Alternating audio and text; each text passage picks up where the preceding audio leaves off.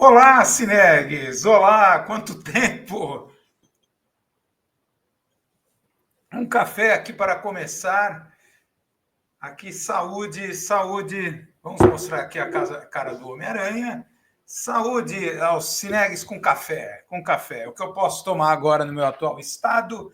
Então, um Drops News Cinegnose 360, diretamente do departamento médico, como vocês podem estar vendo. Eu aqui com esse colar Filadélfia, aqui ainda, vou ter que ficar até o final desse mês, imagina. Até o final do mês com essa coisa no pescoço, né? Por garantia, né? Por garantia. Eu acho, na minha opinião, já nem precisava, mas é bom em se tratando de cervical, é complicado, né? Então é bom pecar pelo excesso mesmo. Então, até o final do mês, vocês vão me ver aí nos futuros drops ainda pela frente com esse colar Filadélfia. Então, estamos aqui para mais um Drops News Cinegnose 360, que é o modelo aqui que eu acabei optando, né? As lives ainda estão adiadas, né? Suspensas, né? Por motivos médicos aqui. Então, vamos de drops mesmo. Vamos de drops aqui, o Drops News número 5, né? E um longo hiato, foi uma semana complicada essa, né?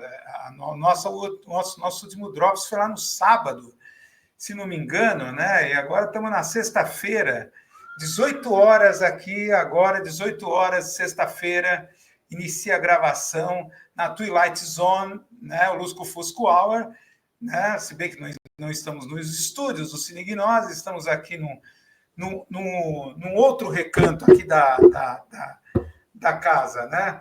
Mas foi uma semana complicada porque pifou o computador, né? A última live eu fiz no computador da minha esposa, a título precário, né? Então, um hacking para o meu velho Apple aqui, MacBook Air, um hacking para ele. O finado morreu, acabou, né? O MacBook Air, que deu início a tudo, tal, abriu o bico. Nem adianta levar para assistência técnica, porque já é antigão, nem está mais atualizando. Vai ser dinheiro à toa, né? Que esse MacBook Air. Então, acabou o finado. Um minuto de silêncio para o MacBook Air, né? Que deu origem a tudo aqui, as primeiras lives, os primeiros anos de live. Está aqui os bons serviços prestados. Então, façam um minuto mentalmente, vocês, para o MacBook Air, o finado. Eu acabei tendo que investir num outro computador aqui com o qual eu estou trabalhando, né? Tá? Então, levou essa de quarta-feira até aqui para adaptar tudo, para entender e voltar a reaprender a trabalhar com Windows, né? Porque é proibitivo comprar o MacBook Air, o preço de quase 20 pau, meu, não dá. É proibitivo, proibitivo. Né? Se bem que esse MacBook Air foi uma boiada que eu consegui de alguém que estava vindo dos Estados Unidos, uma amiga da minha esposa, e eu comprei baratinho, né? Foi uma boiada esse MacBook Air, né? Como o MacBook Pro que minha esposa tem, que também já está velho, já não atualiza mais, então foi meio para fazer aquela última drops, né? Foi complicado no computador, no MacBook Pro, né? Que já nem atualiza também, já está devagar, tal. Agora estamos aqui em condições mais tecnicamente favoráveis, né? Então sejam bem-vindos aqui ao Drops News número 5, né? Hoje temos aqui para oferecer, né, no nosso tradicional cardápio das lives, né? Temos os comentários aleatórios, hoje bem variados, centrado em mídia, e também a crítica midiática, né? Claro que é o tema de hoje, não dá para fugir, né, da crítica midiática, a guerra tarifária do Trump. Vamos tentar ir além dessa aparência midiática que o Trump está construindo, né?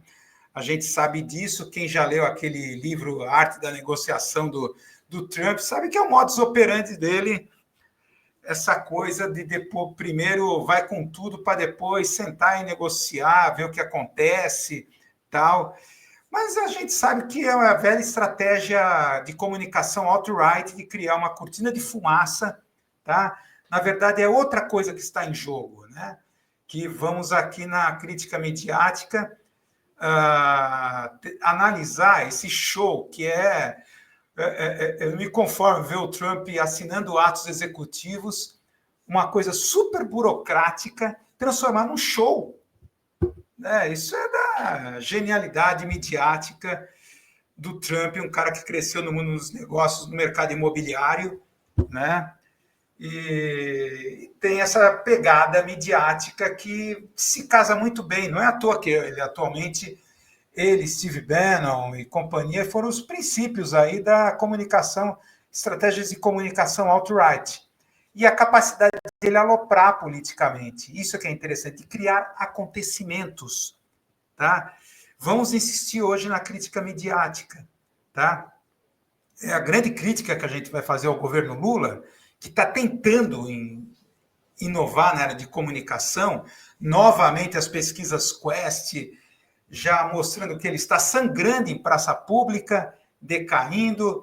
Né? O Ciro Nogueira lá, vocês devem ter visto aquele áudio, né, do encontro lá no BTG Pactual com a elite da Faria Lima. Não é hora de dar impeachment no Lula, porque ele ainda não tem menos de 30%. A Dilma sim, tinha 7%. Não é hora de dar impeachment no Lula.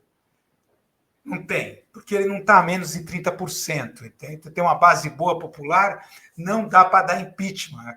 Aquele áudio inacreditável, como tantos que a gente vê do lado de lá acontecendo, né, do lado ali da Faria Lima, o que é eles falando ali nos bastidores, né?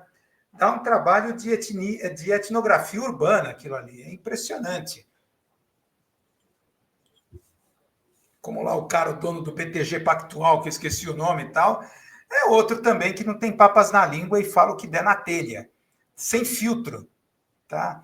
Então é interessante que o Trump parece que está começando essa coisa da América sem filtro. Né? Depois que os novos democratas foram embora, parece que está caindo, está acabando, né? Essa coisa do politicamente correto, da empatia, da diversidade, do acolhimento. Desapareceu, está desaparecendo. É América sem extrema-direita, a política sem filtro agora. Não vamos dar impeachment, não, porque ainda está acima de 30% a popularidade do Lula. Está caindo, mas ainda está. Não justifica. Tá? Então, a gente. É isso, né? Que a gente vê. Eu vejo isso como positivo. Agora, finalmente, a gente sabe o que estamos enfrentando. Sem filtros, sem véus, sem máscaras, né? A não ser a velha estratégia da alopragem, construção de cortinas de fumaça, as estratégias de prestidigitação da comunicação alt-right. Então, é isso aí. Vamos lá, então. Onde é que está aqui as coisas? Vamos lá, então. Vamos começar, então, no quê? Vamos começar nossa live em comentários aleatórios, que não são poucos hoje, viu? Vamos lá, sobe a vinheta.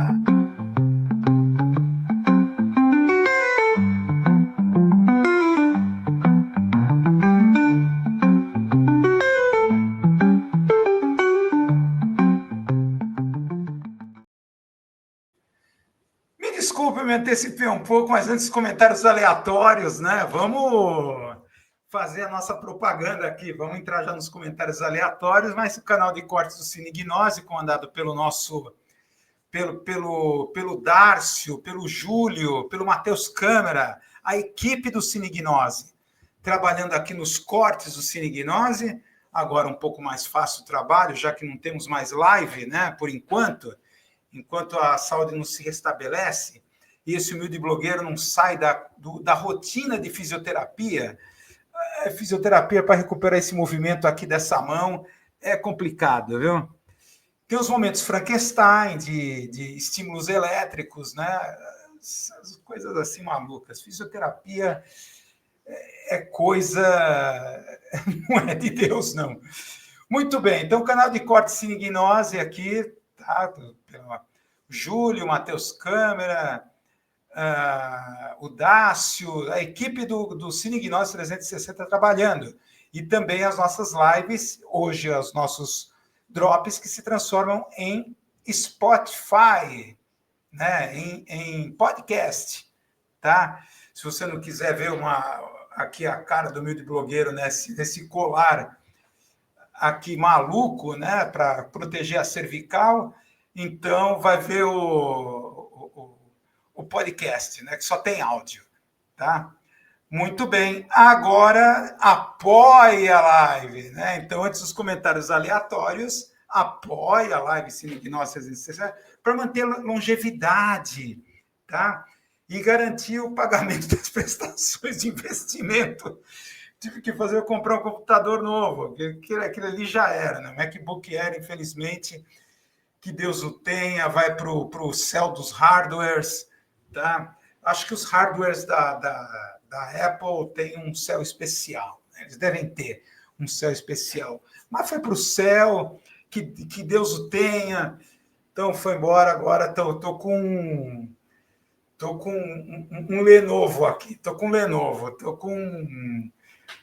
Windows 11 tradicional, tal, que eu tenho que reaprender tudo, impressionante. Então, apoia a live, né, com a chave Pix aqui e o modernérrimo QR Code. Está aqui, então, apoie, mantenha a longevidade desse nosso trabalho e a diversificação dos nossos trabalhos, né? Vamos lá, agora sim, comentários aleatórios. Vamos entrar nos comentários aleatórios agora. Tá, já subiu vinheta, agora o slide dos comentários aleatórios. O primeiro deles, claro, a novela Vale Tudo, a nova versão não poderia deixar de ser. Está sendo mais comentada do que vista, essa novela. Teve uma estreia, a segunda pior estreia no Ibope, depois da atual novela das 8, que esqueci o nome, qual é a atual novela das 8 que está em cartaz, com 24, poucos por cento, a segunda pior estreia, tá? Mas está aqui, essa novela Vale Tudo, vocês devem lembrar, né? Foi um fenômeno midiático, mas um fenômeno de imaginário brasileiro, né? Escrita por Gilberto Braga, né? Lá em 1988. Os mais velhos aqui devem lembrar, né, dessa novela, numa parceria com Aguinaldo Silva e o Leonor Bracerres, tá?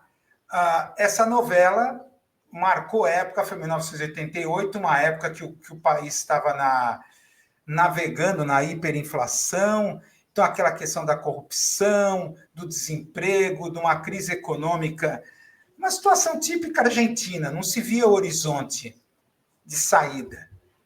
Então, era um país que cada vez mais era assim, vire-se, salve-se. Daí o nome Vale Tudo. Tá? Daí o nome Vale Tudo e agora estamos fazendo um remake. O que a gente pode comentar desse remake? Não sei quantos de vocês já viram. Eu já tive a pachorra, a curiosidade, né? Há muito tempo eu já deixei de ser noveleiro. Em relação ao trabalho do Aguinaldo Silva, vamos ver agora com esse novo trabalho aqui da Manuela Dias, né?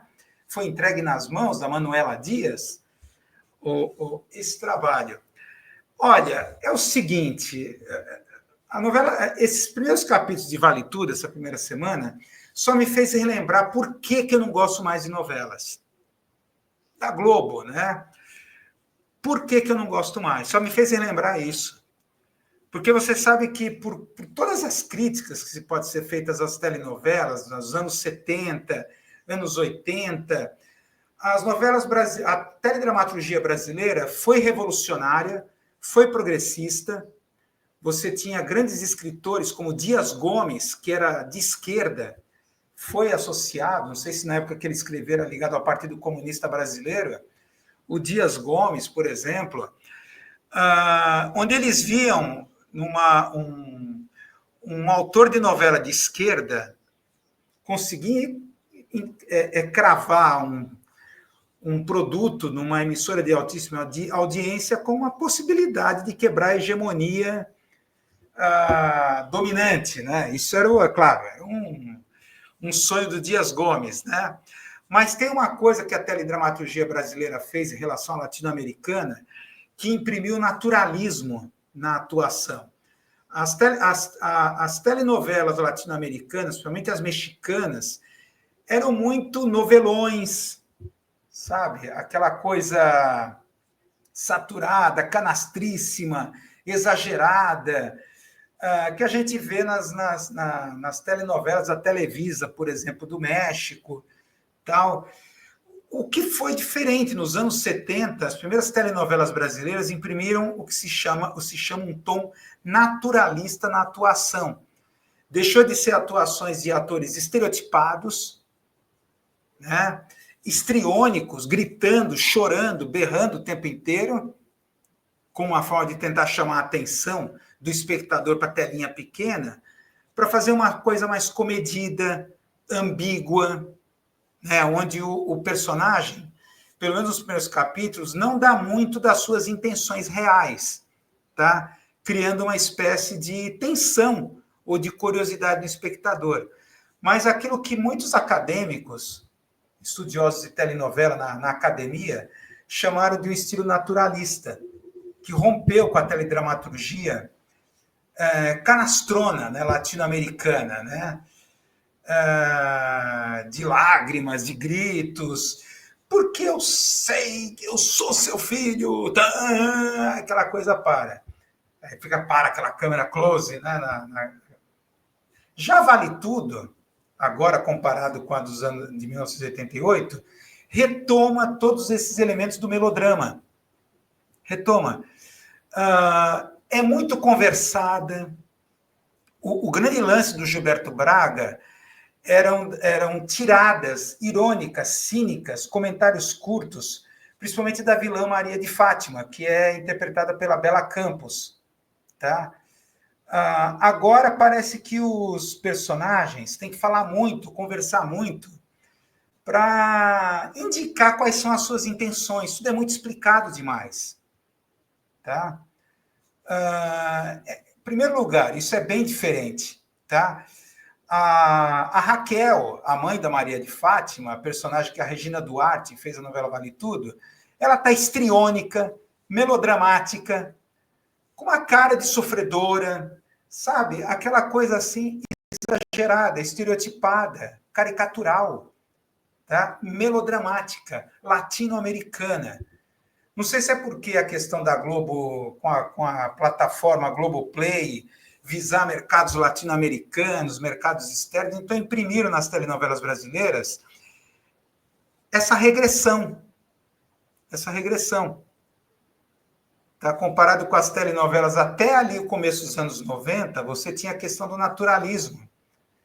Quer dizer, a atuação dos atores era muito mais natural, cada vez muito mais falado do que impostado.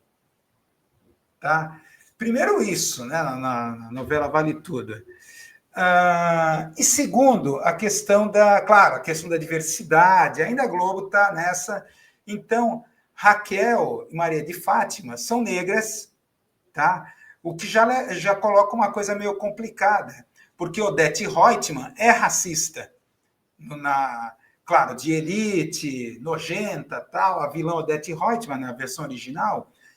E a Maria de Fátima vai se aliar com a Odete Roitman, a uma certa altura. A gente sabe que a Maria de Fátima quer o quê? Aquilo que a gente chama da pós-meritocracia. Eu quero muito luxo, grana, virar celebridade, influenciadora, sem ter muito esforço. Tá? A gente define aqui já como vem falando como pós-meritocracia. Tá? Então, isso leva um problema. Não sei como é que vai fazer, porque para completar a vilanice da Odete Roitman é racista. Tá? É da elite carioca. Tá? Então vai se aliar com a Maria de Fátima, que é negra. Tá? Então tem essa questão, essas forçações de barra com essas políticas de diversidade, né? Como se A gente já vai falar algumas coisas como racismo, acho que hoje eu vou ser cancelado. Hoje é um dia que eu vou ser cancelado. Viu? Então, é isso que eu tenho a dizer, Vale Tudo é uma decepção. Tentar assistir a novela Vale Tudo só me fez lembrar do porquê não suporto mais telenovelas. Na Globo, em nenhum lugar. Porque as outras novelas, a Band, outras emissoras que se arriscaram a fazer telenovela, a do SBT traz a Televisa, importa do México. Tá? Ou faz franquias de novelas cujas origens são mexicanas. Tá? Mas tem essa coisa do melodrama. O grande progresso da teledramaturgia da Globo, quando ainda você tinha teledramaturgos, escritores como Dias Gomes, mais na linha de esquerda ou progressista, era fazer uma coisa mais realista, naturalista, de atuação, de representação e de temática, que isso desaparece. Desaparece. Nossa, Vale Tudo, realmente,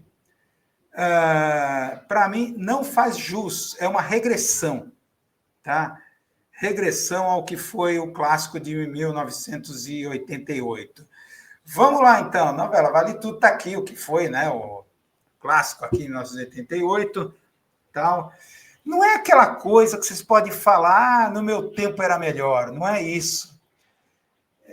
Esse comentário aqui aleatório está calcado numa coisa mais objetiva. Tá? Se você pegar os textos de pesquisa acadêmica em história da teledramaturgia, eles são unânimes em dizer que a grande conquista da teledramaturgia brasileira foi o realismo e o naturalismo na representação dos atores, na atuação dos atores, tá? Que se perde. Se perdeu e é uma regressão. Como tudo que a gente está vivendo nesse século XXI, a gente só está regredindo. Tá? Vamos avançar. Vocês devem ter visto, claro que a gente tem que comentar, o vexame 4-1, um pouco de futebol. Em Buenos Aires, 7 minutos de jogo, já estava gritando olé. Eu fechei meus olhos, eu coloquei a mão na frente dos meus olhos, esperando pelo pior. Vem outro 7-1 aí. O time não consegue nem reagir. Quer dizer, o problema não é perder para a Argentina, foi a forma como perdeu. Tá? Então, claro que isso revela uma série de coisas, não foi fortuita. A seleção até aqui, agora com o Dorival, né? Não estava jogando bem, estava indo aos trancos e barrancos, também com essas seleções fracas, e numa eliminatória dessa tão fácil de ir para a Copa do Mundo, tá? Daqui a pouco até o 15 de 14 vai para um campeonato mundial interclubes, e tão fácil que está. Tá? Ou a seleção de Fiji de futebol. E tão fácil que está agora pela quantidade de seleções que estão numa Copa do Mundo. Tá baixando o nível. Mas isso levanta uma questão, esses 4-1, como também aqueles 3-0 que o Botafogo tomou lá do time do México, primeiro jogo daquele Mundial Interclubes, tá campeão da Libertadores, campeão brasileiro, chega lá e toma de 3 do México. Tem algo, uma coisa a se desenvolver. Meu filho não concorda com isso, acho que não é uma questão. Tá? Mas eu acho que o fato disso aqui, o futebol brasileiro ser dominado por arenas multiuso e marketing pesado, eu acho que o futebol aqui está sendo muito... O nível do futebol brasileiro está sendo muito superestimado por razões mercadológicas. Superestimado, como foi o Botafogo, na minha opinião. Tá? Superestimado. Aí, na hora do vamos ver, não acontece. Não acontece. Mas o mais... Não é isso que eu estou querendo conversar nesse comentário aleatório. O mais incrível para mim, o mais assim sintomático, a reação da mídia a esse vexame da seleção brasileira. Qual foi a reação da mídia? Condenar a torcida argentina por racismo. Aí começa, o torcedor da Argentina é flagrado imitando macaco na direção de brasileiros. É tudo isso que a mídia esportiva brasileira tem a dizer. que mais uma vez a seleção brasileira foi vítima de racismo, tá? Como foi lá o Palmeiras, lá no Paraguai, no Sub-20. Aí começa aquela coisa que já virou um clichê. Isso, né? A gente já conversou sobre isso, né? Fico imaginando o Santos de Pelé ali nos anos 60, o que rolava de insultos, o que rolava naquela época. Tá? Era muito pior. E não queria nem saber, imagina os outros. Cruzeiro chegou a ser campeão da Libertadores em 74, foi para a final com o Bayern, perdeu final, e depois Flamengo. Então, imagina o que eles ouviam. Tá? Então, eu acho sintomático. O Brasil toma um vareio, um vexame. A única coisa a dizer é que o torcedor da Argentina foi flagrado imitando um macaco. Tá? Quer dizer, encontrando um álibi, se escondendo por trás dessa velha reclamação. Tá? A questão do racismo, olha, o que é o meio de blogueiro? Está ficando reaça. Tá? Eu vou arriscar o início de uma explicação. Baudrillard Checkpoint. Esse livro sensacional do Baudrillard, O Crime Perfeito. Eu não sei se tem uma tradução em português, eu acredito que não tenha. El Crimen Perfecto, tá? Do Jean Baudrillard. Tá? Um dos últimos trabalhos dele, está aqui o livro, né? El Crimen Perfecto, que ele dá uma interpretação da questão do racismo, tá? Do crescimento, o que ele acha um paradoxo. O crescimento. Esse texto é do final dos anos 90. De quando é esse texto aqui do Baudrillard? Talvez um dos últimos textos assim, mais representativos. 1996. Tá? Já de 1996. É interessante que ele fala que é incrível que no Ocidente o século das luzes, o iluminismo, tantos progressos civilizatórios que trouxe, e depois, mais tarde, a globalização, a aproximação dos países, dos mercados, a globalização trouxe uma miscigenação racial, a aproximação dos povos. Então, ele acha incrível o paradoxo, o racismo, crescer num ambiente desse que tinha tudo para não existir racismo. A história do racismo que o Baudrillard faz é interessante, ela foge do senso comum, que, na verdade, não existia algo que pudesse chamar de racismo. Tá? As primeiras civilizações, por exemplo, astecas, incas, tal, o que a Europa descobriu foi a alteridade. A alteridade é um conceito muito forte que é discutido nesse livro do Baudrillard. Como a alteridade no pós-moderno, na globalização, vem desaparecendo, onde o outro não existe mais, você tem que produzir o outro. Tá? Então, ele fala que, na verdade, todas as raízes do humanismo, do iluminismo, do humanismo europeu, veio da descoberta da alteridade radical. Civilizações e culturas radicalmente diferentes da europeia. Isso trouxe um senso de relativismo, de relatividade. Muitos filósofos começaram a se perguntar do porquê existe uma questão de uma humanidade mais geral. Daí foi o início. O Baudrillard ele vai contra essa ideia de que, na verdade, o humanismo veio justamente de um desenvolvimento da filosofia ocidental, veio justamente diante dessa experiência radical da alteridade, ao descobrir outras culturas totalmente diversa, completamente diferente. A primeira reação não foi o racismo, foi o espanto. Espanto paradoxal com a alteridade. É claro que você tem a questão dos navegadores que chegaram aqui, começaram a matar, a dizimar índios, tal, acabaram com os astecas para roubar o ouro, mas é claro, não era uma atitude racista, simplesmente eles queriam, contrariando, ou nem a coroa sabia disso, Eles simplesmente queriam se... Olha, a gente veio até aqui, não queremos voltar de mãos abanando, vamos roubar o que a gente puder. Tá? Vamos roubar o que a gente puder, que a gente não veio para esse fim do mundo para nada.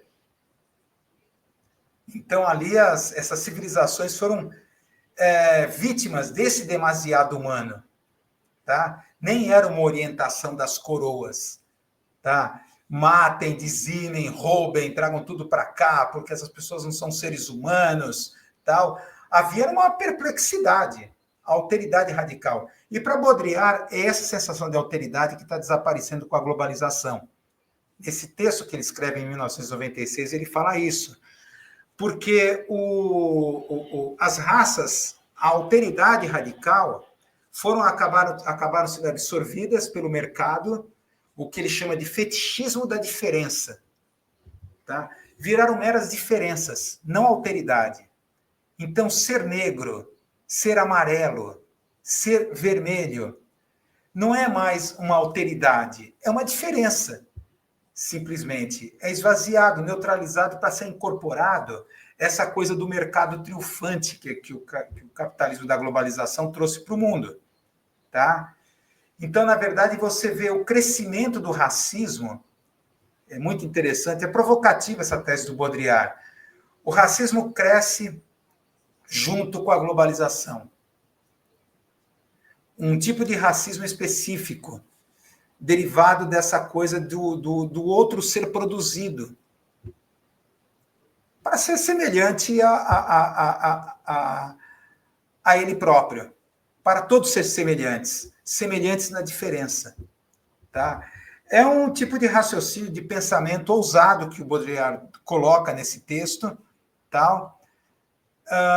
Mas é interessante, você vê que essas supostas denúncias de racismo que a gente vê são incorporadas, racismo é crime, se coloca, tal. Então você vê o crescimento como aquele jogador do Palmeiras, do Sub-20, que fez a denúncia, tal, que de repente um ilustre desconhecido passa a ser conhecido, promovido mediaticamente, e muitos outros que passam a ser...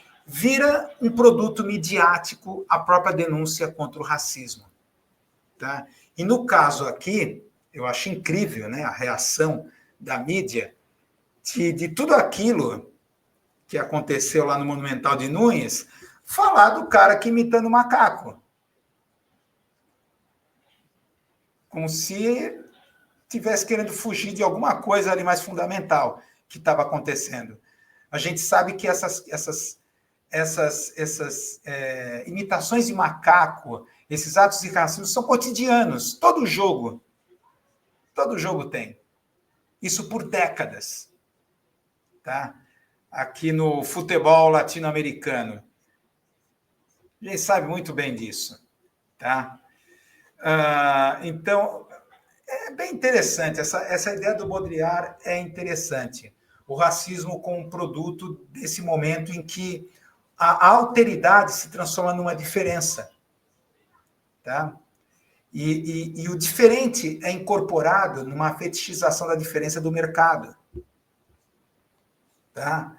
E essa questão da dificuldade do ser humano lidar com o outro é uma questão que está lá na série Adolescência, já é uma questão da adolescência. Lidar com si mesmo, com a sua identidade e com o outro, com a alteridade. É uma questão que transcende a própria questão do racismo. A questão da própria identidade é uma questão antropológica. Tá?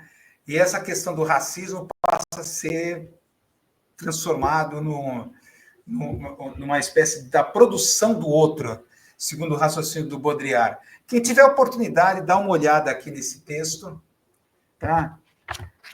Especificamente o capítulo que o Baudrillard trata, vamos ver se eu consigo achar aqui, até porque você pode achar uma versão em PDF, quem sabe, e aí,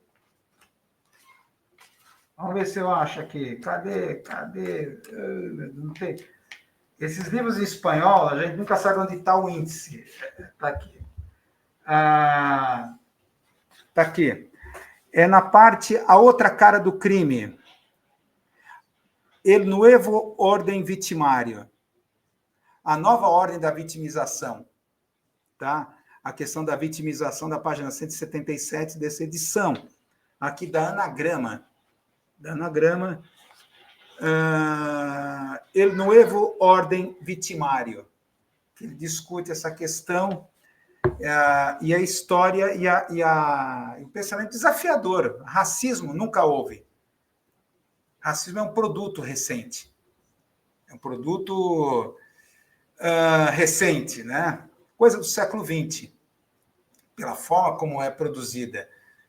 Na medida que o capitalismo começa a produzir o outro, já que não podemos aceitá-lo como ele próprio.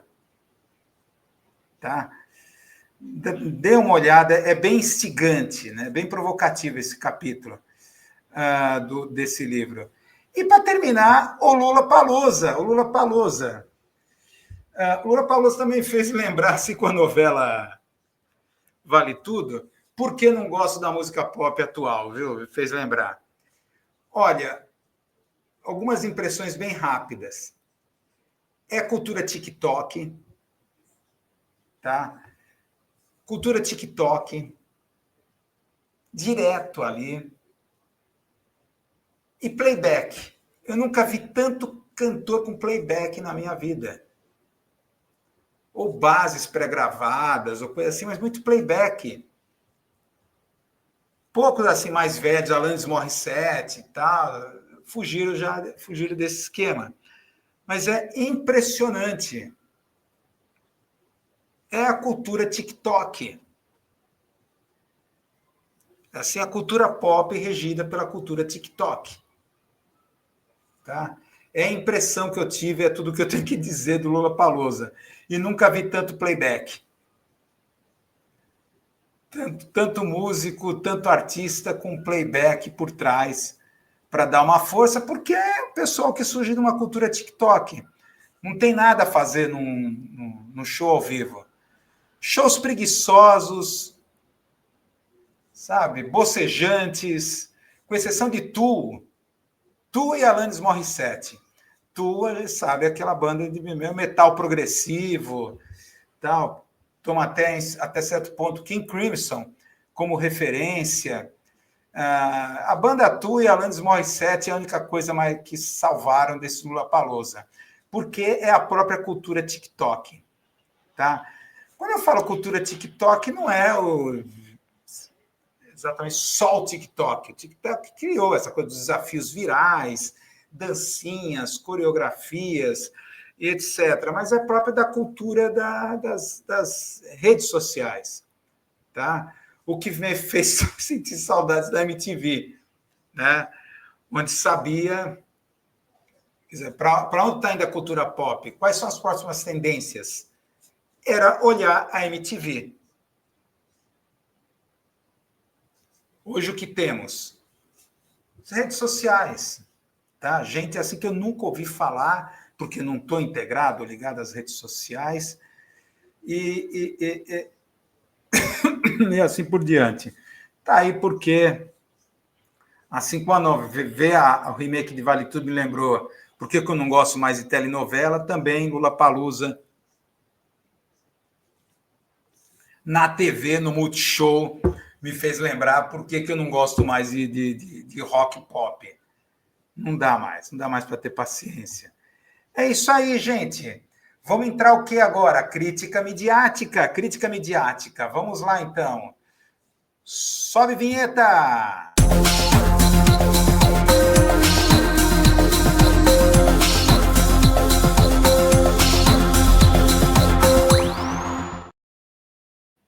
Crítica midiática. Vamos de crítica midiática agora. No nosso Drops News número 5. Vamos lá, então. A primeira Drops News, claro. Não é isso aqui, produção. Não está a produção aqui, só está eu. Estou tão acostumado a falar em produção. Foi errada aqui a paginação do negócio. Eita, sai tudo errado aqui? Que arquivo é esse aqui? Eita, tá errado, gente. Segura aí a gravação aí, segura a gravação. Veio errado o arquivo, não é possível.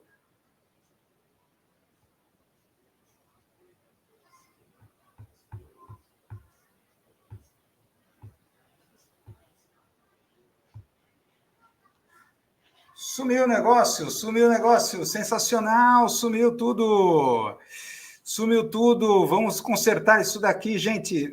Peraí, veio coisa errada, peraí. Assim não, assim quebra as pernas aqui.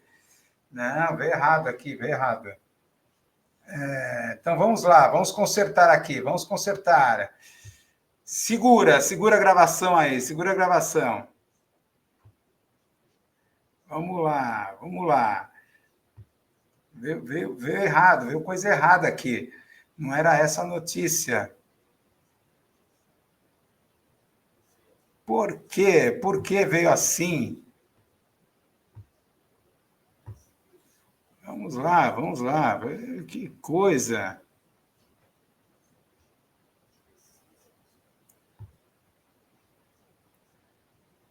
Vamos ver aqui, tá? Aconteceu alguma coisa. Peraí, gente, peraí. Segura as pontas aí, gente.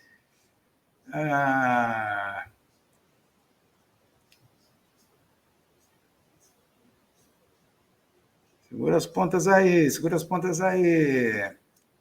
Segura as pontas aí.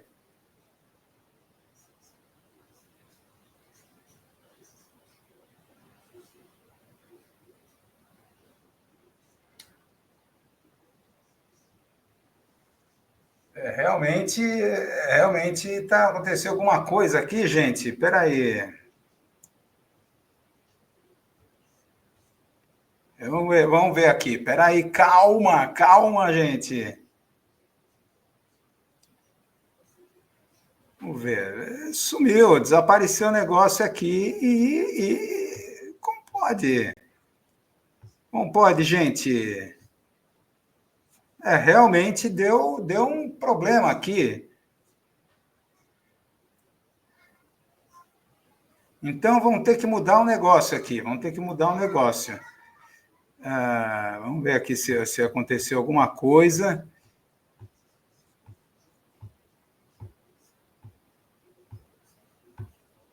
Nossa, deu um.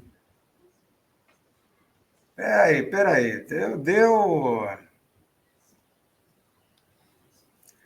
Vamos lá, peraí, gente, peraí. Segura a gravação que vai. Que coisa!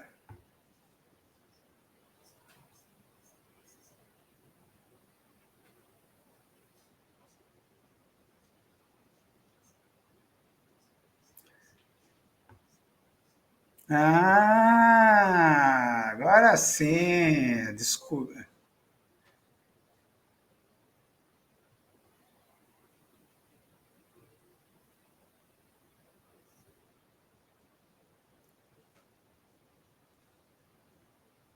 Vamos ver aqui. Aconteceu algo. Vamos ver. Agora acho que. Agora, vamos lá, um café aqui, um café. Um café. Vamos ver se vai agora.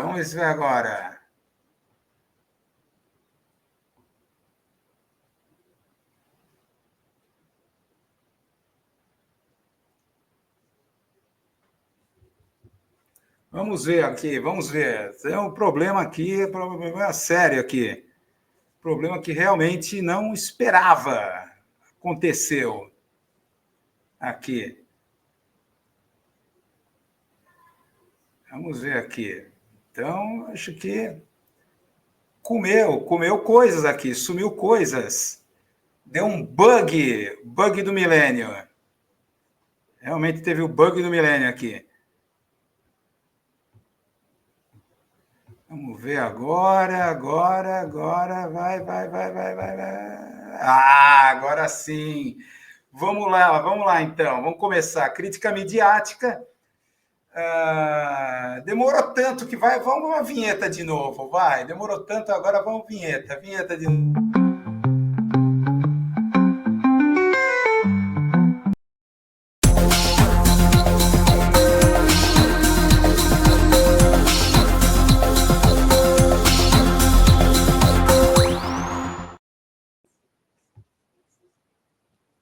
Vamos lá, primeiro comentário aqui da crítica midiática.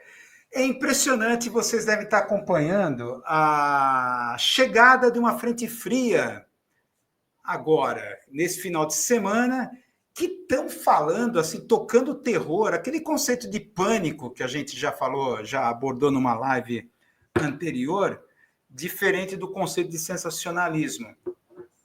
Ver esse infográfico do telejornal aqui da Globo, atenção, alerta, perigo, perigo extremo. Eu nunca vi, não sei quantos podem concordar comigo ou não, eu nunca vi a meteorologia ser tratada com tanto espaço assim nos meios de comunicação, mas voltada assim já invade a questão dos bombeiros, defesa civil. A gente sabe que a meteorologia sempre foi uma questão ideológica na mídia, né? Já começou na ditadura militar, por exemplo, em que a ditadura militar proibia, censurava quaisquer notícias de temperatura muito alta, acima de 40 graus no Rio de Janeiro.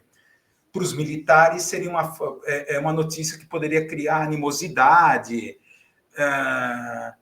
pânico coletivo, coisa assim. Então, não podia dar notícias de temperatura acima de 40 graus no Rio de Janeiro. E depois, agora, nos últimos anos mais recentes, primeiro aquela questão da crise hídrica, então aquela coisa que o problema é que não chove, não chove no lugar certo, a represa está secando, quando a gente sabe muito bem que essa questão da crise hídrica, principalmente aqui em São Paulo, foi a questão de sucatear a Sabesp, pensando na privatização como ocorreu no futuro. Então, a culpa estava num tempo maluco, Erninho, tal, etc. E não dos investimentos, tá, né, no setor de abastecimento, em captação, tratamento de água, etc. E agora vemos se repetindo novamente. Com o avanço do neoliberalismo, nesses anos todos, tá, em que investimento se transforma em gasto para o poder público, o que a gente vê como resultado são as cidades cada vez mais vulneráveis. Cidades, localidades cada vez mais vulneráveis. Tá? Enchentes, desmoronamentos, desabamentos. Então começa essa gradação, essas legendas inacreditáveis. Qualquer chegada de uma frente fria já é questão de pânico, já é tratado como tal. Então já entra a Defesa Civil falando em entrevista, já entra porta-voz do Corpo de Bombeiro, então já teve lá no Rio de Janeiro, já tem situações de enchente lá já nesse momento, com a entrada dessa frente fria. Então tudo é colocado na culpa do tempo, nas mudanças extremas, no clima extremo. Nunca a palavra extremo foi usada tanto como agora. Então, é o clima extremo. A culpa é do clima extremo. Não é do sucateamento do serviço público, dispositivos públicos. A forma como a urbanidade cada vez mais está se tornando vulnerável aqui no Brasil, com o avanço dessas políticas neoliberais. Qualquer investimento público já é considerado gasto. Tá? Então, eu acho incrível, esse sensacionalismo é impressionante. A chuva chove, as frentes frias aparecem. Tá? E que eu saiba, o ser humano cria a sociedade para se proteger das intempéries. Casas, a vida urbana, todos os seus dispositivos, todos os seus equipamentos são formas de enfrentar as intempéries. Tá? Agora não. Se enchente, se ocorre avalanche, cai barranco, inunda, morre gente, cai árvore, cai em cima de carro, mata o motorista. Não é o clima extremo. É o clima extremo. Tá? Então, olha, isso é uma coisa que me chama muita atenção, né? Com essa chegada dessa frente fria que promete assim, nossa, mas final de semana vai ter frio pela primeira vez, vai ter muita chuva, cuidado. Então, aquela coisa como termina os apresentadores do telejornal falando, fique seguro. Fique seguro. Fique seguro. Então, é aquela coisa, né, que eu já percebo muito em telejornal. Já foi o tempo em que repórteres iam atrás das autoridades competentes ligadas a uma determinada área. Então, por exemplo, segurança pública. Então, aquele arquiteto aqui em São Paulo que foi assassinado, tomou 5 tiros por ter tentado evitar um assalto. Jogou o carro para cima da moto do cara. Você deve ter visto aqui no Butantã, esse arquiteto que tomou 5 tiros ao tentar proteger uma vítima, ao tentar perseguir um ladrão. Tá? Então é aquela coisa, não é a questão dos repórteres ir atrás do secretário, está havendo uma escalada de assaltos de celulares, de latrocínio, roubo seguido de morte, está havendo uma escalada aqui em São Paulo. Em outros tempos, repórteres iriam atrás do secretário. Agora, a mídia assumiu o papel de assessoria de imprensa. Simplesmente relata notas em redes sociais que foram dadas com aqueles dados estatísticos negacionistas. Não, houve um investimento, houve um decréscimo de tantos por cento no período de tal ano do ano passado, de homicídios e não sei o quê, e assim por diante. Então, você não vê mais repórteres, a gente pode chamar, no meu tempo de faculdade, sangue nos olhos. Vamos atrás da autoridade, vamos cobrar dela, vamos esperar ela sair do prédio da Secretaria da Segurança Pública e cobrar ela, com as câmeras em cima, links ao vivo. Olha, você não acha que está havendo um crescimento? Não. Porque agora é jogado nas costas do governo Lula. Então, o problema de segurança pública, que é estadual, está sendo jogado agora, dos assaltos, tal, de celulares, tal. Então, como é a questão do crime organizado, então é uma questão federal, tem que federalizar. Então, a mídia federaliza um problema que deveria ser da esfera da Polícia Militar, da Secretaria de Segurança Pública do Estado, joga nas costas do governo Lula. Claro, pré-campanha 2026. Claro, o governo Lula acaba aceitando isso e não, vamos aumentar as penas, entra no populismo penal, né? Lamentável é a reação que o governo dá a isso. Vamos avançar. Olha a casca de banana para o Galípolo e para o Banco Central. BRB compra Banco Master por 2 bi. O André Esteves está nessa também. Eles sabem, né? André Esteves, do BTG Pactual, tá metido nisso. Em algum lugar eu vi o nome dele metido nisso. Ele está em todas as mutretas, tá? O André Esteves. O BRB é o Banco Regional de Brasília, tá? Uma coisa inédita, um banco público comprando um banco privado, o Banco Master.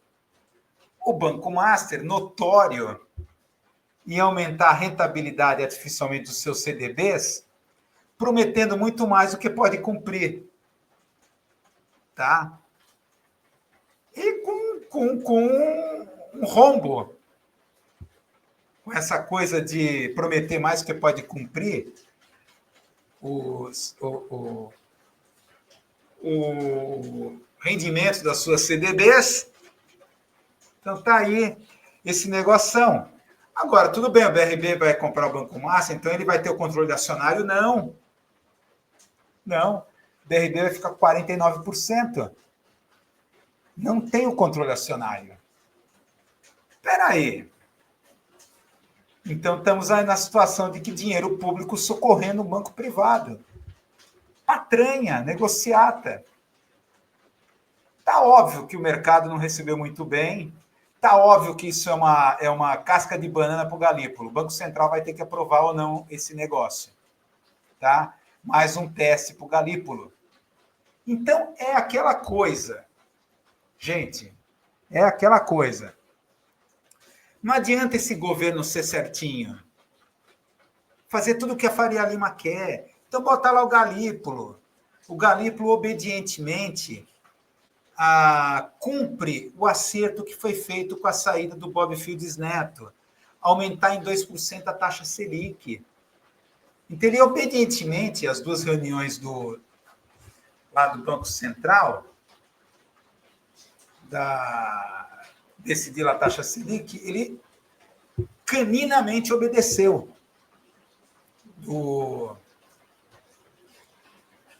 Obedeceu. Mas não, mas deixam. E agora, Galípolo, o que você vai fazer? Tá aí, ó. Ibanez Rocha por trás, Ibanez Rocha, né? Esse Ibanez Rocha, né? O governador de Brasília, né? O cara que não fez nada aquelas manifestações antidemocráticas do 8/1. Onde estava o Ibanez Rocha? Quando a Polícia Federal foi atrás dele, foi numa sexta-feira, nunca me esqueço, sexta-feira à tarde, dentro do processo que iniciou da investigação do 8/1. Por que Ibanez Rocha não estava em Brasília? Por que ele não fez nada? Não deu a ordem para os policiais, etc., para as forças policiais? Onde está Ibanez Rocha? A Polícia Federal foi atrás dele. É interessante, foi numa sexta-tarde, na casa dele, quando todo mundo sabe, eu repito, até as pedras do Porto de Santos sabe, do cais do Porto de Santos sabe, que às sextas da tarde, Ibanez Rocha se manda para o sítio da família em Minas. A Polícia Federal sabe disso. A Polícia Federal sempre costuma fazer essas operações de busca, apreensão, nas primeiras horas da manhã, tipo 6 horas da manhã, mas naquele dia foi exceção. Eles foram sexta-tarde, quando o cara não estava mais lá. Aí foram lá apreender, computador, aquela coisa, aquele show midiático, né? Policiais federais saem, sempre a câmera mostra uma mulher, né? Uma mulher bonitona, né? Saindo, uma policial federal loira. Isso é um clichê midiático, né? Tal. Tem um tratamento especial esse Ibanez Rocha. E isso aí é uma casca de banana, é um negócio que eu nunca vi. Um banco estatal comprando não, nem vai ter controle acionário, nem vai ser controlador do banco. Tá aí. Vai fazer o quê? Enquanto isso, derrete a popularidade de Lula. Pesquisa Genial Quest, desaprovação, o governo Lula dispara 7 pontos, chega a 56 e descola de aprovação. E descola de aprovação, ou seja, está abrindo a boca do jacaré, como se fala, né? Está abrindo a boca do jacaré. Aumenta a desaprovação do governo Lula, tá? Para o Ciro Nogueira não dá para dar impeachment ainda, né? O Ciro Nogueira, o senador, presidente do PP, naquela reunião lá com a Faria Lima, no BTG Pactual, não dá ainda para dar impeachment. Mas o cara derreteu mais ainda. Essa notícia ainda é velha. Tá? Nordeste, jovens e eleitores de classe média baixa puxam escalada de rejeição no Nordeste.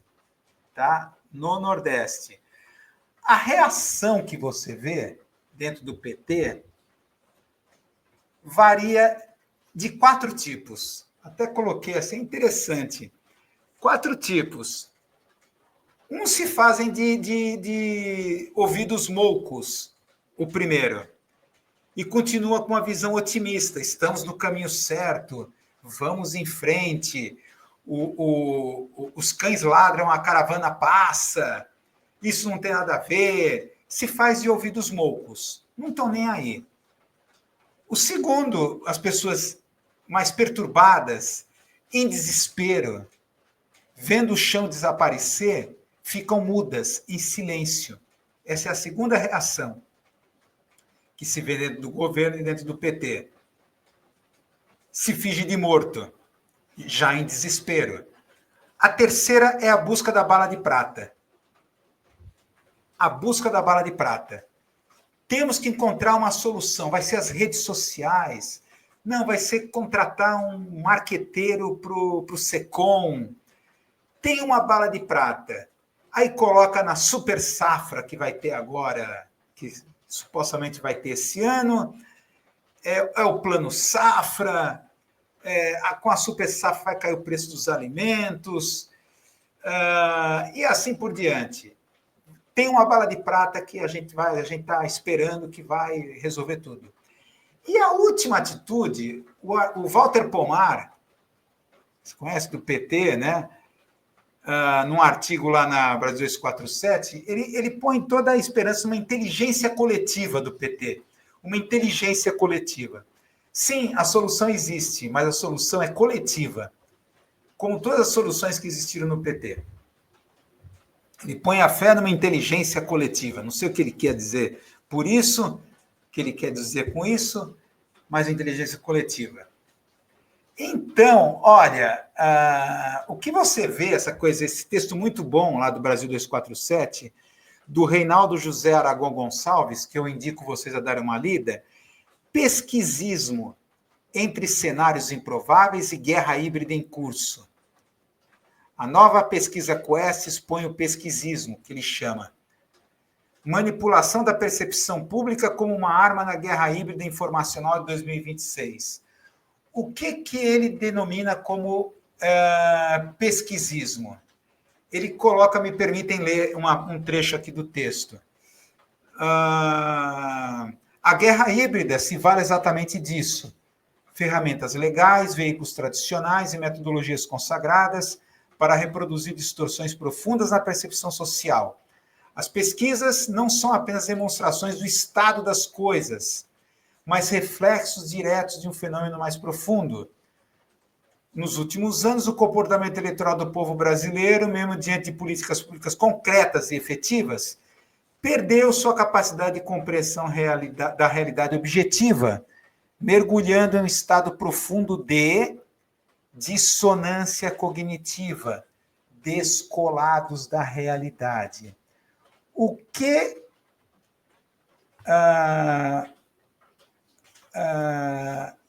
o autor está querendo dizer com isso? Aqui a gente está vendo a reação, né? A gente já vai falar sobre isso, a reação que o governo vai dar a essa situação. O que é o pesquisismo? Como coloca aqui o Reinaldo Gonçalves. É isso que a gente está defendendo bastante aqui. A questão é que essas pesquisas não estão captando algo concreto, objetivo, uma mudança real na opinião pública. Eles simplesmente refletem a pauta midiática dominante. O que fala aqui de dissonância cognitiva e mudança da percepção da realidade midiática, tá? Significa que essas pesquisas elas são tautológicas. Esses números estão apenas mostrando que existe uma narrativa dominante, uma pauta dominante, que é a pauta da grande mídia. Qual é o desafio, portanto, do governo? É furar essa pauta, criar a sua própria pauta. Por isso que eu insisto, volto a dizer aqui, desculpa eu ser repetitivo, né? A questão não é comunicação como propaganda. É produzir acontecimento comunicacional.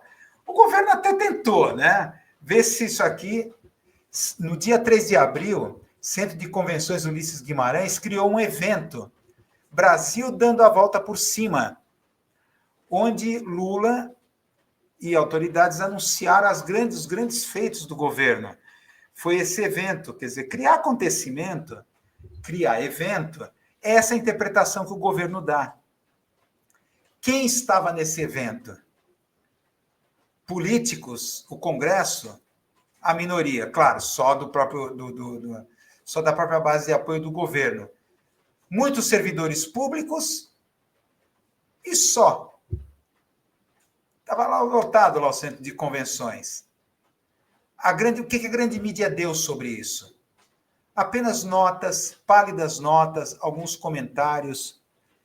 É claro que o SECOM, utilizando as redes sociais, tal, vai bombar isso daqui, mas é claro que resulta apenas ficar na sua bolha de influência. Não consegue furar sua bolha. Esse é o tipo de... esse governo, a estratégia de comunicação, só chega a esse nível de acontecimento. Vamos criar um acontecimento e vamos criar um acontecimento no centro de convenções lá em Brasília. O Brasil dando a volta por cima. Vamos mostrar toda... Porque aquilo que o Lula falou ali, por que não falou em rede nacional? Aí sim é criar acontecimento comunicacional. Eu insisto nesse ponto. Lula não usa as prerrogativas que o executivo tem, institucionais. Como, por exemplo, aquela coisa forte do Haddad de mudar a justiça tributária, fazer uma coisa que nunca foi feita na história do Brasil. Vamos taxar os mais ricos, os 0,06% da população, os super ricos, que o Ciro Nogueira lá detonou, lá naquele evento lá na BTG Pactual, dizendo que não há justiça tributária, está atrás, coitado, tadinho dos ricos, né? Estão sendo tributados, aí não tem dinheiro para investir, coitados. Tá? O Brasil não cresce assim.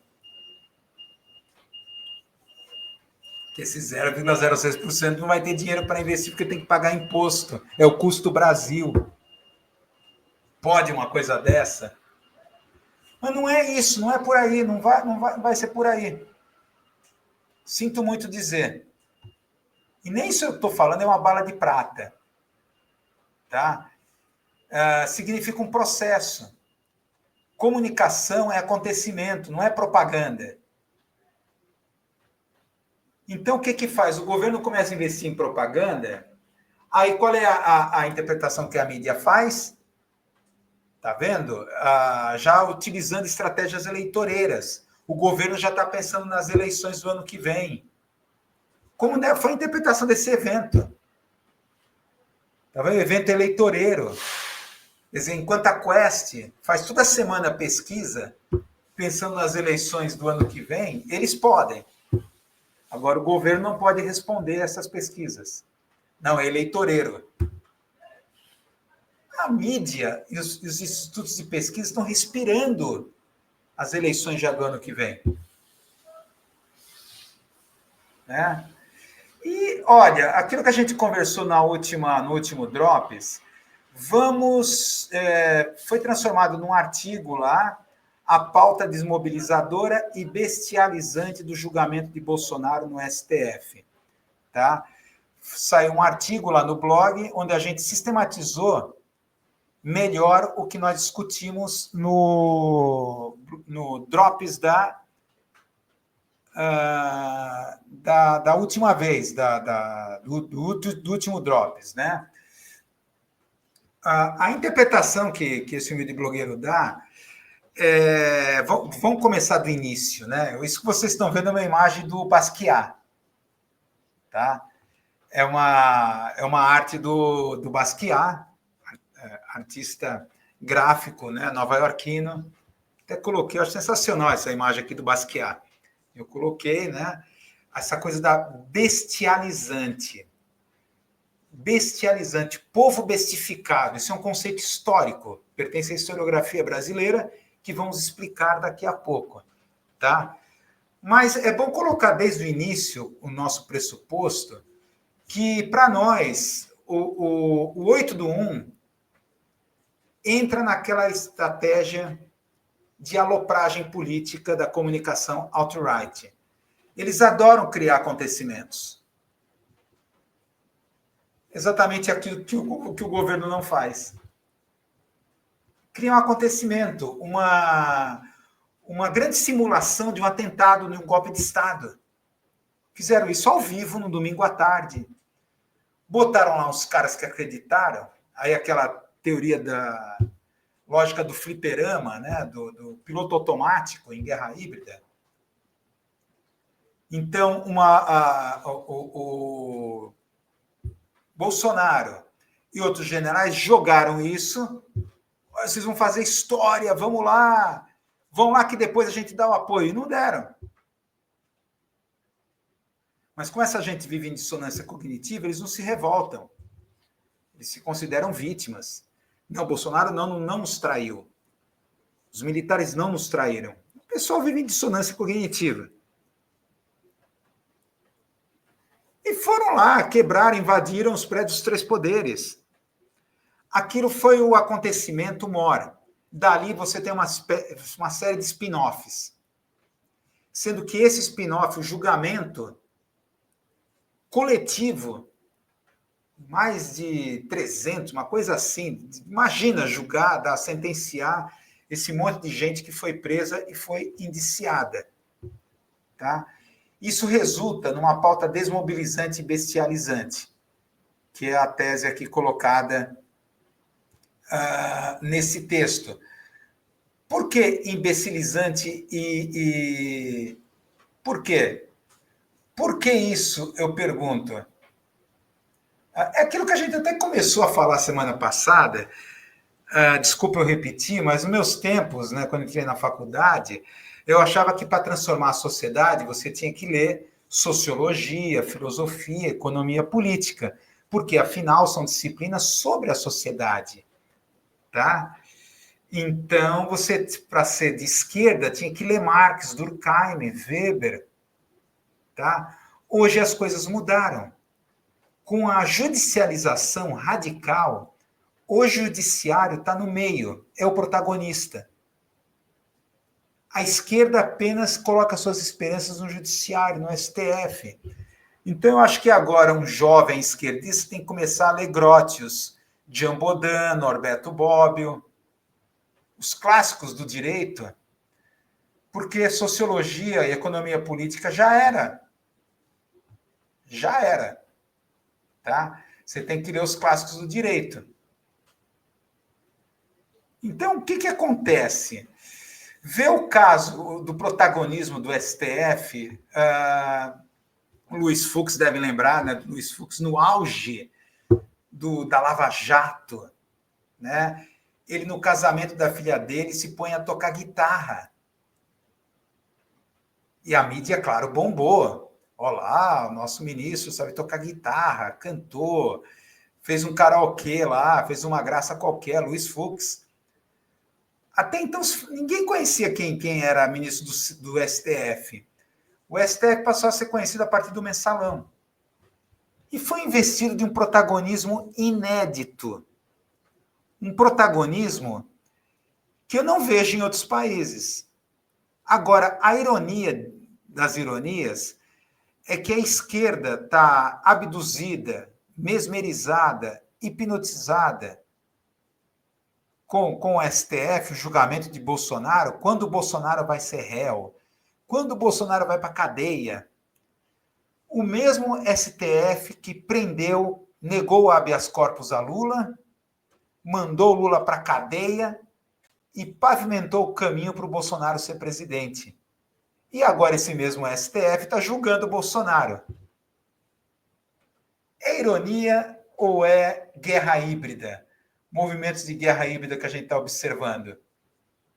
O mesmo STF que abriu o caminho para o Bolsonaro, agora julga o próprio Bolsonaro.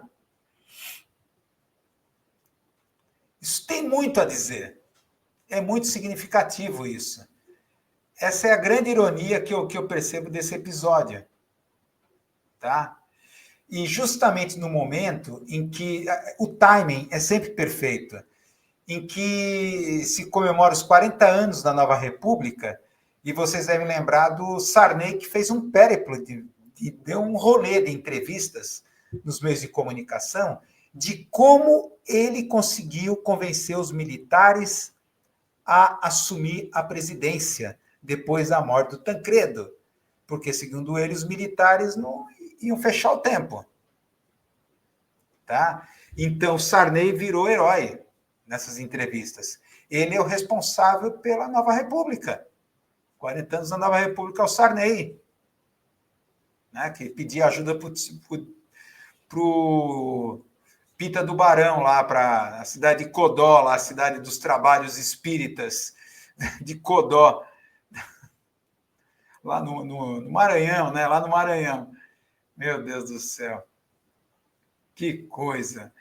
Agora, é interessante, me desculpa, eu vou citar aqui novamente, porque vale a pena citar esse texto do Roberto Amaral, tá? Esse texto é muito bom. O julgamento dos golpistas é uma virada de página. Me permitam novamente citar esse texto, que o cientista político Roberto Amaral, ele sintetiza essa paisagem midiática paradoxal.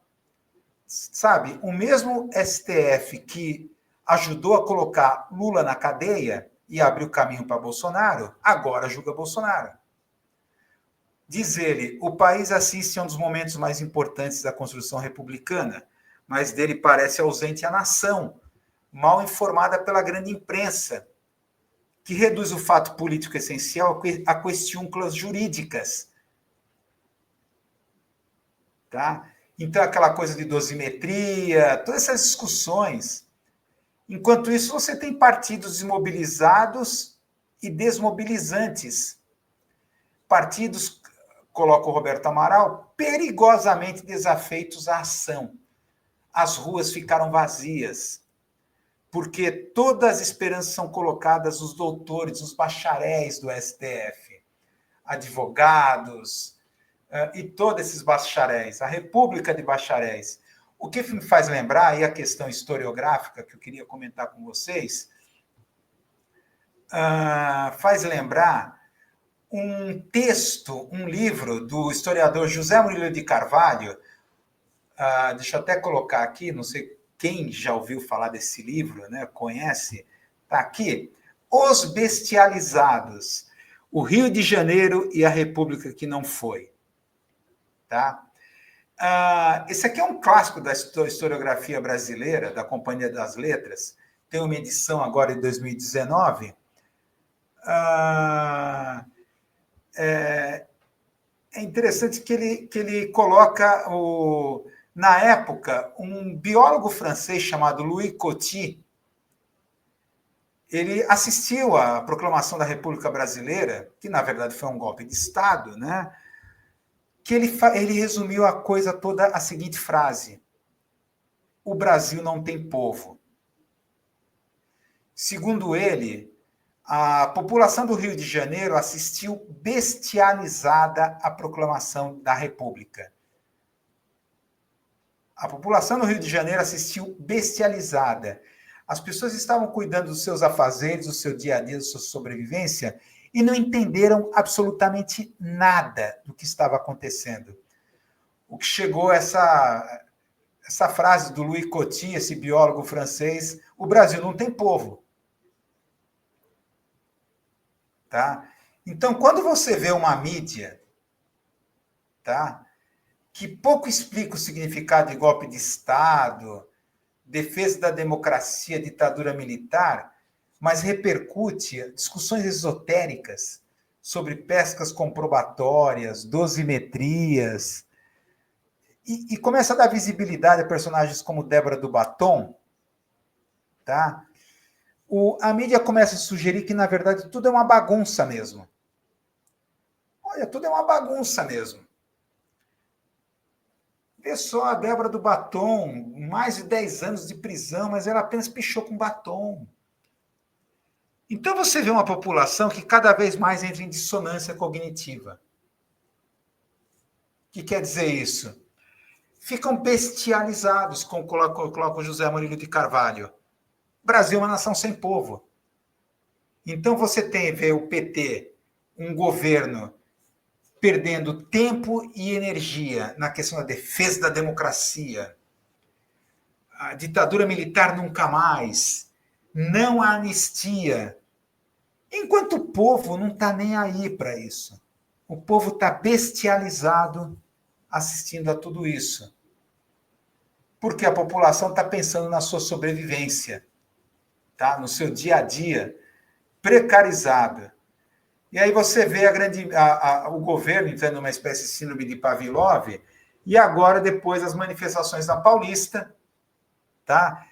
Com a palavra de ordem em defesa da democracia, sem anistia, e aquela costumeira incongruência metodológica, polícia militar, metodologia da USP, influência de direita e esquerda, dando números assim bizarros, completamente incongruentes sobre quantas pessoas tem. Enquanto isso, o povo não está nem aí. Então, coloca na conta por que o Lula está derretendo a sua popularidade. Por que essa mídia, essa pauta midiática pega, é dominante? Um dos motivos é isso. O governo e a esquerda gastam tempo e energia nesse spin-off do 8 do 1, feito propositalmente com cortina de fumaça, justamente para esse governo e o PT se desconectar do povo. É um governo completamente desconectado.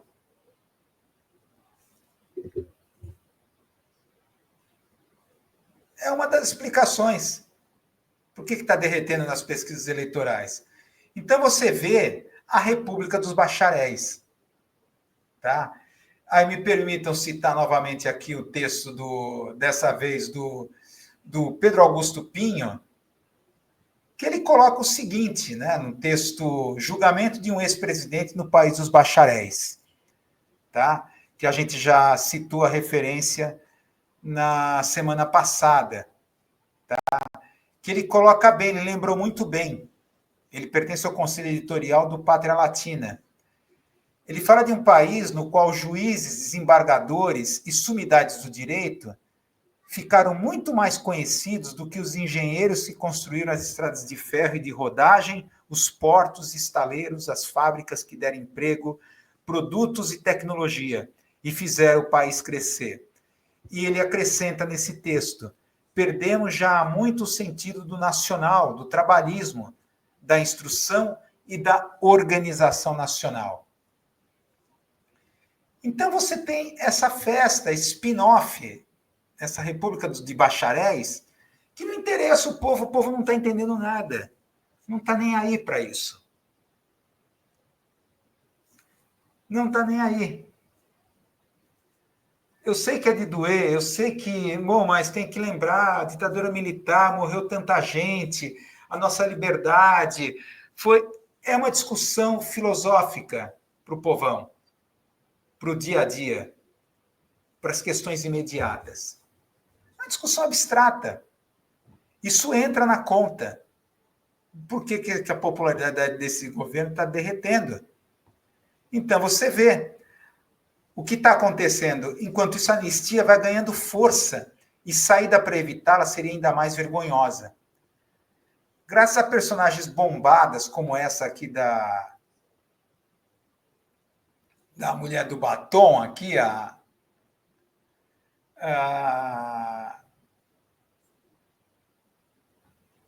essa mulher do batom, né?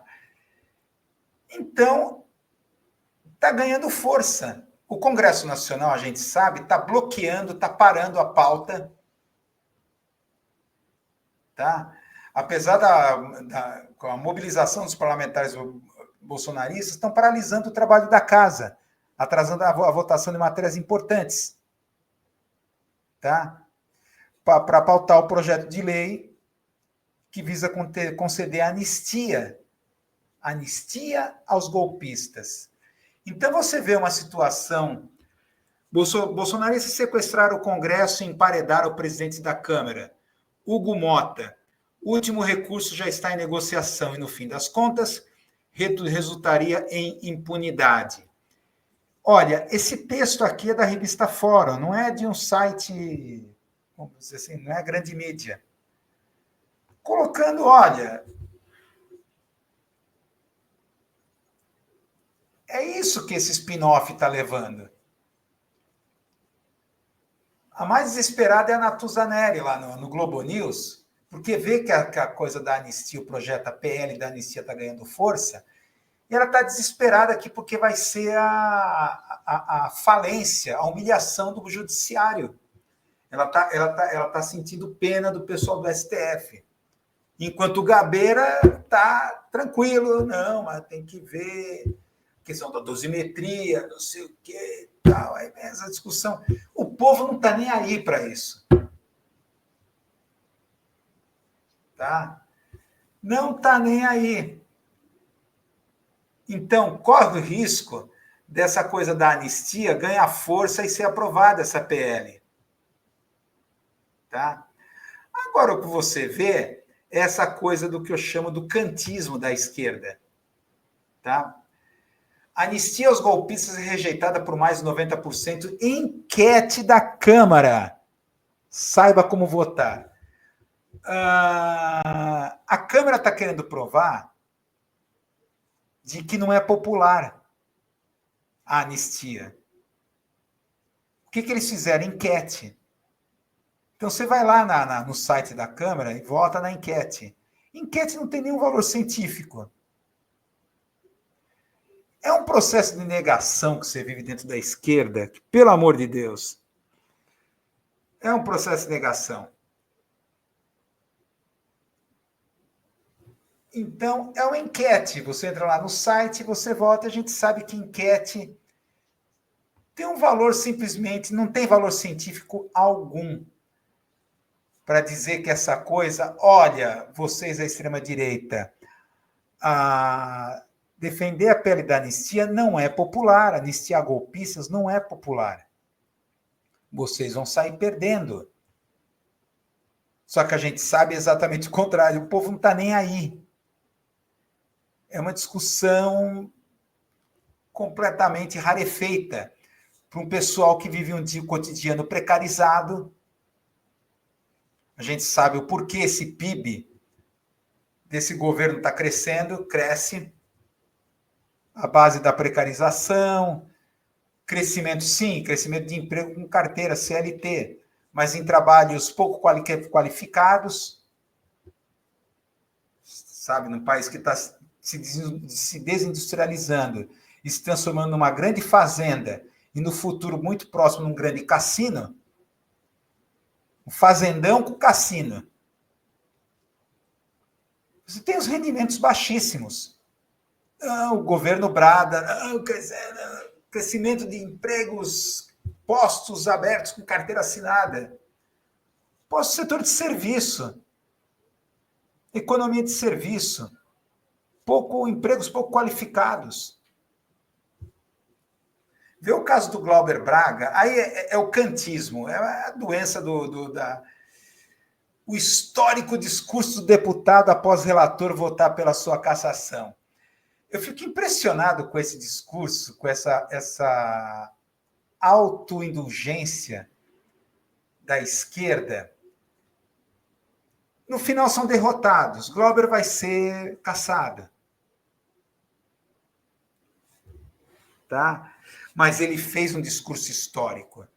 E o Glauber falou no seu discurso: eu termino esse processo com o coração tranquilo, com espírito de luta, que eu não vou parar por aqui. Tá?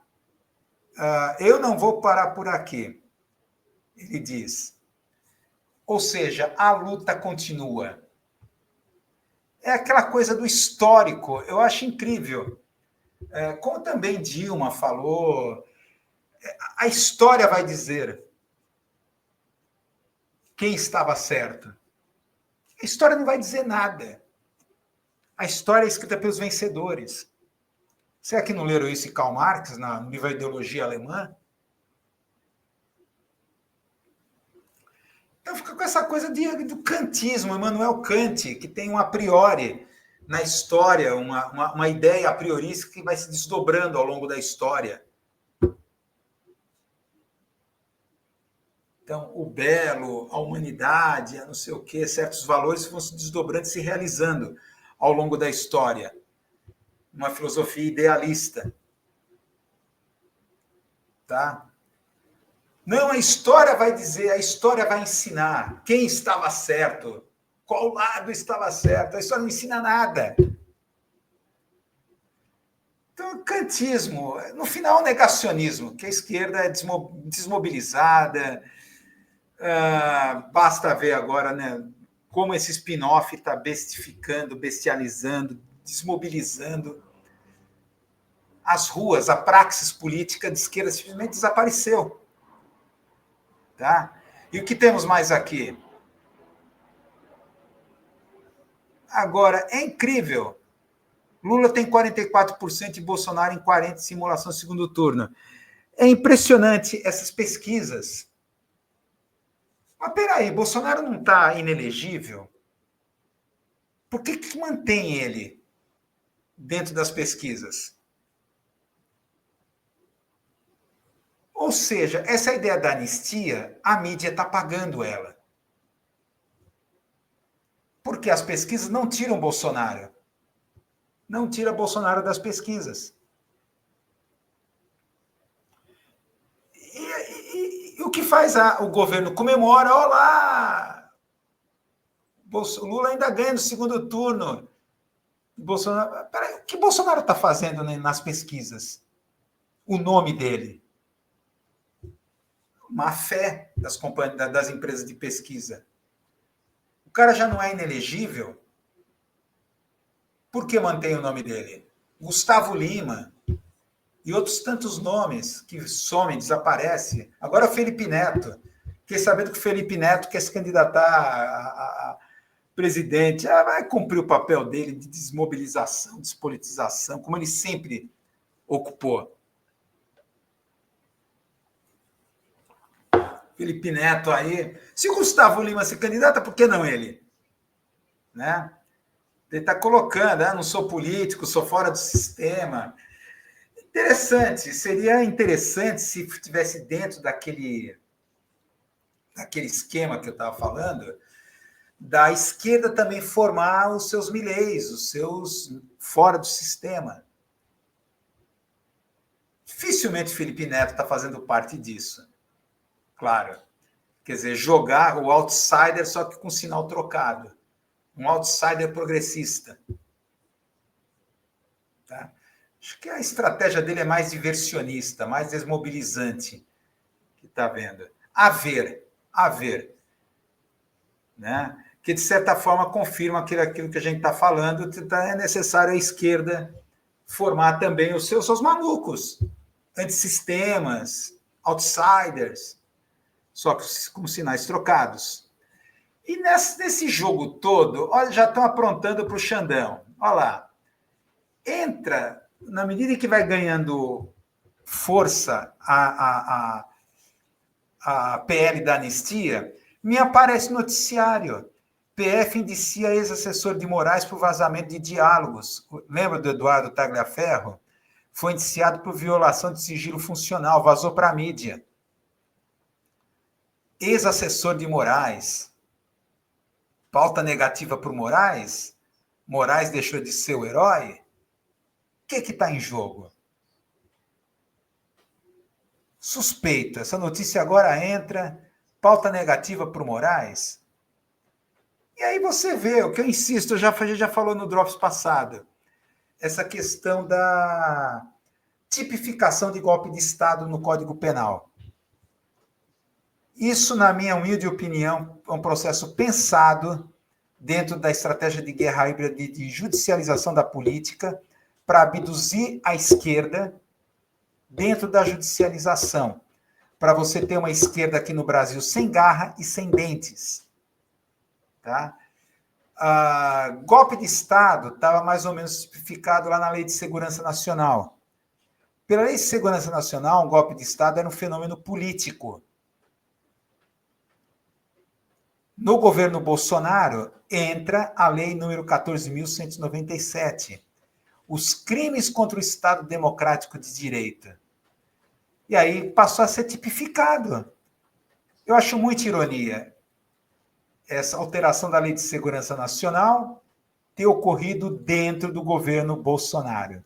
E agora Bolsonaro, outra ironia desse spin-off, do 8 do 1 é vítima dela. Vítima, entre aspas, né? Ou estamos no jogo aqui digamos assim, da alopragem política, tá? Mas é claro que tudo isso, a gente já falou isso no passado, há uma coisa em Lula que parece que ele foi abduzido. Vê essa declaração sobre agora o aniversário dos 61 anos do golpe militar de 64, onde Lula não toca na questão do golpe militar. Ele entra na agenda da defesa da democracia, que não quer dizer nada para o povo. Hoje é dia de lembrarmos da importância da democracia, dia 1º de abril. Lembrarmos da importância da democracia, dos direitos humanos, da soberania do povo. Não existe fora da democracia caminhos para que o Brasil seja um país mais justo e menos desigual. O que é democracia para o povo? Esse conceito lábil, abstrato. Não deu nome aos bois. Estamos comemorando, né? Não é para comemorar. Estamos lembrando os 61 anos do golpe militar de 1964. Dá nome aos bois. Lula não. A pauta da defesa da democracia. Fora da democracia não tem salvação. Soberania do povo é o que importa. Vai falar de soberania de povo que importa para um cara precarizado. O cara lá que eu tive, vocês estão vendo aqui meu estado de saúde, eu tive internado, fiquei 2 semanas no Instituto de Ortopedia e Traumatologia lá do Hospital das Clínicas. Fiz uma breve enquete, não tem validade científica, mas a grande maioria, esmagadora, 99% dos que estavam lá internados, motoqueiro, precarizado, motoqueiro de entrega. E eu, lá de gaiato, caí da bicicleta. Lá. Motoqueiros de entrega precarizados. Sendo que o meu companheiro de quarto, que era um desses, estava desistindo. Estava lá no telefone, já combinando com a esposa, de fazer um trabalho autônomo de uma adega. Depois do 2º acidente que ele teve de moto, um trabalho precarizado. Estava lá, acidente de motos, esborrachado. Os 2 esborrachados, todo mundo está esborrachado naquele instituto, meu, de traumatologia e ortopedia, meu. E eu de gaiato lá caí de bike, né? A maioria lá ou idosos que, pela idade, caem, né? Quebra a pelvis, né? Aquela coisa toda de idosos. Mas a grande 90% é motoqueiro precarizado de entrega. Onera o SUS, onera o governo, onera o Estado, é uma coisa endêmica. Endêmica. Onerando o governo. Essas empresas, Uber e etc., Atcaterva, tá? Faturando horrores e o Estado sendo onerado. É isso. Então, vamos avançar aqui. Para a gente terminar aqui nosso Drops aqui, vamos falar de Trump. Vocês devem ter visto o Liberty Day, né? O Dia da Liberdade, acho fantástico. O Trump, olha, me desculpem, eu acho fantástico, no sentido midiático falando. Liberty Day, o Dia da Liberdade, o dia que os Estados Unidos vai se livrar do mundo, daqueles que exploram os Estados Unidos. Olha só que coisa, vamos mostrar aqui o lado tosco.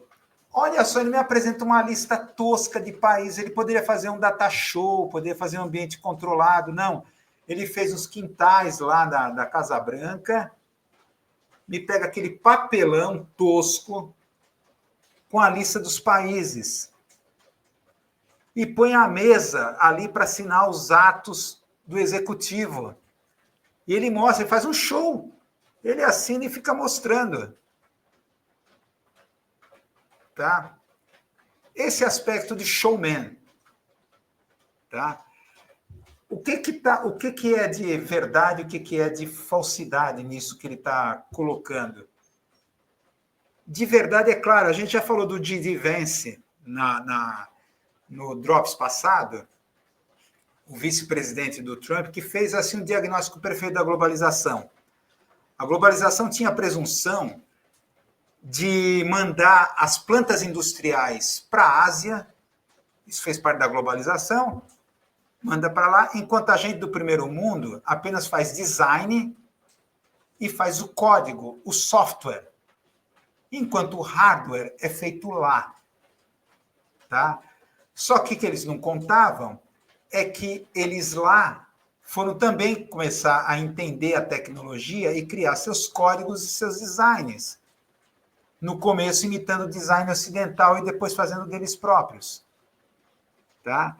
E outra coisa, isso é uma coisa correta, os Estados Unidos passaram a ser um país consumidor e não produtor. O que vemos aqui é os estertores da globalização. A globalização deu ruim para os Estados Unidos no final, porque virou um país consumidor. As plantas industriais começaram a ser mandadas para fora.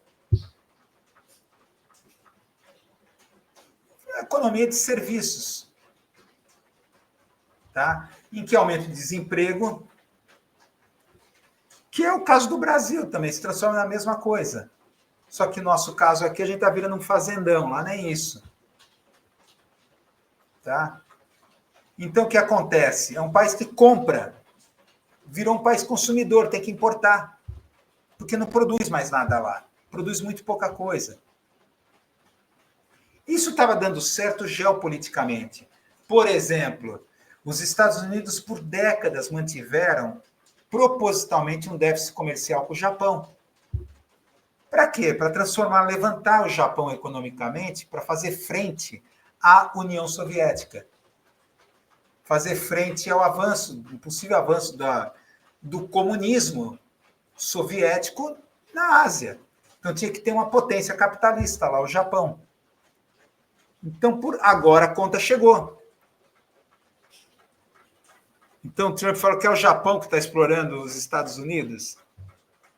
Assim como também fizeram, como estratégia geopolítica, com vários países do mundo, usar essa estratégia de manter propositalmente o déficit comercial, porque eram países geopoliticamente importantes na Guerra Fria. E agora, com a globalização, o envio das plantas industriais para fora. A ideia de que os Estados Unidos é um país que o Vale do Silício, aquela coisa toda, de uma economia software, não mais hardware, uma economia software, pós-moderna e assim por diante. Agora deu ruim, a conta chegou. Tá? Ainda que o Nixon, o que fez? Acabou com a paridade do ouro com o dólar. Liquefez o dólar. Tornou uma coisa líquida, sem lastro. Acabou com o acordo de Bretton Woods em 1971. Agora a gente vê o Trump canhestramente tentando fazer essa coisa. O presidente Roosevelt, durante a Grande Depressão Americana, também tentou fazer a mesma coisa. Só piorou a depressão econômica. Depois é que ele partiu para o New Deal, que foi bem sucedido. Está aqui o Bruce, o gato com spoiler. Aê, Bruce, aparece aí, Bruce. Está aqui o Bruce. Mas antes ele tentou, no começo da década de 30, essa coisa de trazer progresso para os Estados Unidos, então chega de comprar de fora. Deu ruim. E muitos apontam que isso levou à guerra, uma desordem comercial mundial que levou à Segunda Guerra Mundial. Eu acho um exagero. Cá para mim. Tá? Porque agora temos uma outra situação, temos os BRICS, temos alternativas, coisa que não havia naquela época. Tá? O que vai acontecer é uma depressão econômica nos Estados Unidos. A grande preocupação aqui do Trump é o quê? O grande medo é o dólar, é a questão do dólar. Na verdade, toda essa guerra tarifária é para cercar a China. A gente sabe que muitos países, por exemplo, há anos vêm sobretaxando os produtos chineses dos Estados Unidos. O que a China faz? Manda plantas industriais para Taiwan e México, para aqueles produtos serem vendidos para os Estados Unidos. O Trump sacou qual é a estratégia da China. Se comprar diretamente da China é problema, então a gente terceiriza. Então, o quanto a China investiu em plantas industriais nesse país, Formosa, Taiwan, México e outros países. E locais para depois revender para os Estados Unidos. Então, é um momento que a globalização deu ruim para os Estados Unidos. Deu ruim. Tá? E é claro que a grande mídia brasileira vê mais uma possibilidade de desgaste do governo Lula. Eles estão torcendo. Tá? Agora, eles estão, claro, superestimando isso para o Brasil. No Brasil, a gente sabe que aqui os destinos das exportações do Brasil ano passado, olha, 30%, mais 30% é a China. Tá? Estados Unidos, 19%. A questão dos Estados Unidos, eu acho que é mais do que isso, mais de 50%. O problema da China é que o Brasil exporta commodities. A questão para os Estados Unidos é que os Estados Unidos compram produtos industriais do Brasil. Aço, alumínio. É justamente isso que está em crise no Brasil.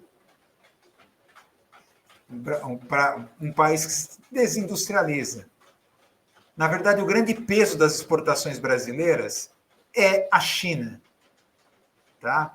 Dentro desse modelo que a grande mídia, a elite quer para o Brasil, de um fazendão, a China e a União Europeia são os grandes clientes. Tá? Enquanto os Estados Unidos é o comprador de produtos industrializados. Dentro daquela coisa de que os Estados Unidos virou um grande consumidor. Não é mais produtor de nada. Tá? Eles estão tentando encontrar aí por onde aumentar ainda mais o desgaste, no que isso pode resultar em mais crise para o Brasil. Estão estudando, estão mapeando. Só ficaram com dó, ficou apenas 10%, parece que foi isso, né? Foi baixo a taxação dos produtos brasileiros, só 10%. A grande mídia não gostou. Uma coisa assim, 30%, quase uma coisa bizarra, né? É isso, gente. Chegamos, então, a mais um final aqui. Chegamos a um Drops, ao final de um Drops. Vamos aumentar aqui a regularidade, né? Agora que já temos aqui casa nova, computador novo, tal. Podemos manter a regularidade aqui dos Drops. Então, muito obrigado pela audiência, pela audição aqui, tá? Do Drops News número 5, enquanto estiver sendo transmitido diretamente do departamento médico, no qual esse humilde blogueiro está aqui, em exercícios intensos de fisioterapia. Vamos manter essa fórmula, né? Até a gente chegar às lives costumeiras, tá? Espero que logo, né? Eu vou ter que, pelo menos, até ficar ao final do mês com isso aqui. Depois que eu me livrar disso, vamos ter live, né? Só estou esperando me livrar desse negócio aqui, tá? Ter o ok lá dos médicos. Valeu, gente. Muito obrigado pela participação. Espero vocês para o Drops News 6. Até lá. Aguarde. Tchau.